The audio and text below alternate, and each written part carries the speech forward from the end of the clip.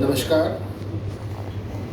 आशीर्वाद संस्था के अध्यक्ष श्री ब्रिजमोहन अग्रवाल, निदेशक डॉक्टर उमाकांत वाजपेयी, सह निदेशिका नीता वाजपेयी जी, आज के कार्यक्रम के मुख्य अतिथि माननीय श्री प्रेम शुक्ल जी, श्री विष्णु शर्मा, श्री भुवेंद्र त्यागी, श्री अनिल तिवारी, मंच पर उपस्थित अन्य महानुभाव, आमची मुंबई 2 पुस्तक के प्रसिद्ध लेखक श्री राजेश विक्रांत जी, इस कार्यक्रम के लिए उपस्थित सभी गणमान्य विशेष अतिथिगण, मंच संचालक हमारे मित्र श्री देवमणि पांडे जी और सभागार में उपस्थित सभी प्रबुद्ध साहित्य प्रेमी गण, आप सभी का अभिनंदन और स्वागत। मैं व्यक्तिगत रूप से आशीर्वाद संस्था का इस सम्मान के लिए बहुत बहुत धन्यवाद करता हूँ। पता नहीं मैं इस सम्मान के योग्य हूँ या नहीं, लेकिन जितने सुंदर शब्दों का प्रयोग हमारे परिचय के लिए आदरणीय पांडे जी ने किया और जिन कार्यों के लिए जो कि हमारे कार्यालयीन कार्य हैं, उसके लिए आशीर्वाद संस्था ने हमें सम्मान के योग्य समझा, मैं एक बार पुनः आपका धन्यवाद करता हूँ। आशीर्वाद संस्था पिछले 56 वर्षों से अविरल विभिन्न प्रकार के साहित्यिक सांस्कृतिक कार्यक्रम आयोजित कर रही है और हर वर्ष नवीन प्रस्तुतियां, नए और अनोखे प्रयास के साथ आशीर्वाद संस्था आगे बढ़ रही है। आज मुझे बहुत सारे नई बातों से परिचय हुआ कि आशीर्वाद संस्था सिर्फ साहित्यिक सांस्कृतिक कार्यक्रम के अलावा भी कितनी गतिविधियों में शामिल है, जिसके लिए मैं आशीर्वाद संस्था को बधाई देता हूँ। अत्यंत प्रशंसनीय कार्य है आपका।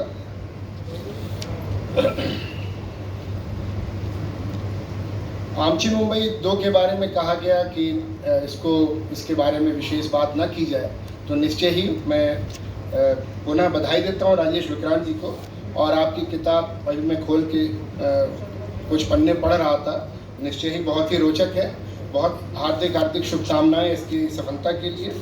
और एक बार फिर से मैं आशीर्वाद संस्था के सभी पदाधिकारियों का और सभी मेंबरान का व्यक्तिगत रूप से हार्दिक धन्यवाद करता हूँ इस सम्मान के लिए। जैसी कि गुजारिश हुई है कि 1-2 कविताएं पढ़ लूँ, तो प्रयास करता हूँ। एक कविता या 2 कविता शायद 1 मिनट या 1.5 मिनट में ख़त्म हो जाएगी और ये फूल कलम और बंदूक से ही ली गई है। उम्मीद है आपको पसंद है।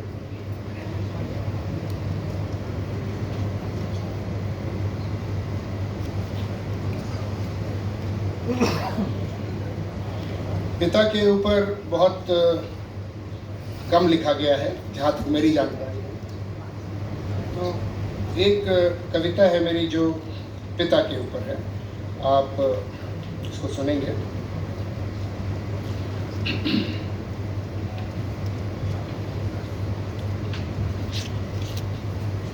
पिता जताते बहुत हैं कि वे पिता हैं, पिता बताते बहुत हैं कि उन्होंने देख रखी है दुनिया, पिता दिखाते बहुत हैं कि वे हैं कठोर, हृदयहीन और निरंकुश।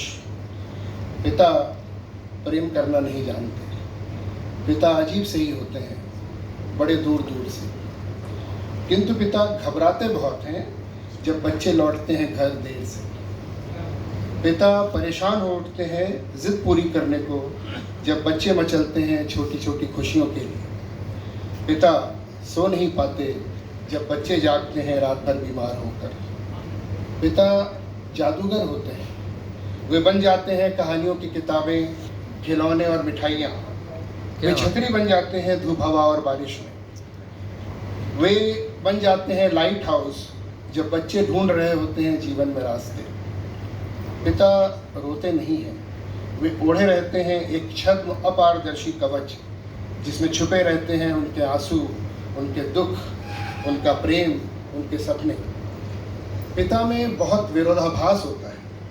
वे सत्यवादी ना होकर भी सच बोलना सिखाते हैं। वे अनुशासित ना होकर भी अनुशासन सिखाते हैं। प्रेम न दिखा करके भी वे प्रेम करना सिखाते हैं। कड़ी धूप में सजा देकर अपनी छाया से ढक लेते हैं और हमेशा अपने से भी बड़ा बनना सिखाते हैं। पिता रुलाते बहुत हैं जब एक दिन बिन कहे चले जाते हैं, कभी न लौटने के लिए। पिता को जाने नहीं देना है, उनके समीप जाना है और तोड़ देना है उनका छद्म कवच, बाहर निकाल लेना है उनका प्रेम, उनके आंसू, उनके दुख, उनके सपने। फिर पिता कभी दूर नहीं जा पाएंगे, फिर वो कभी नहीं रुलाएंगे। पिता दिखाते बहुत हैं, पिता जताते बहुत हैं। बहुत सुंदर।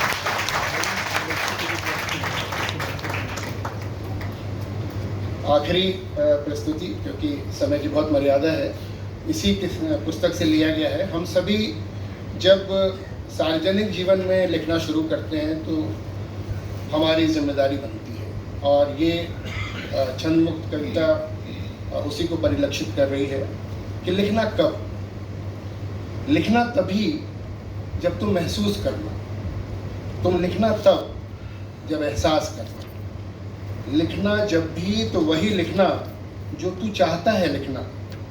लिखना तभी जब झकझोर दे तुम्हारी अंतरात्मा। तुम लिखना तब जब नींद ना आए तुम्हें लिखे बिना।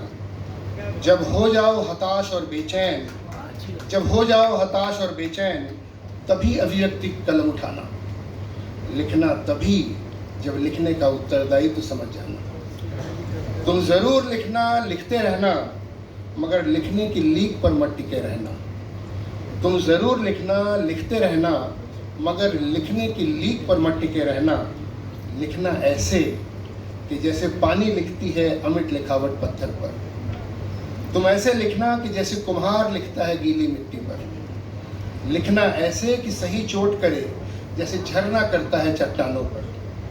तुम ऐसे लिखना कि भीग जाए मन जैसे माँ को छू जाता है शिशु का करुण रुदन। लिखना ऐसे कि जिससे फर्क दिखे जैसे उजाला कर देता है दिन और रात में फर्क। लिखना ऐसे कि जिससे हो जाए परिवर्तन जैसे तटस्थ रहकर भी सूरज बदल देता है मौसम। यदि ऐसे लिख सको तो ही लिखना, अन्यथा लिखने का स्वांग न करना। धन्यवाद।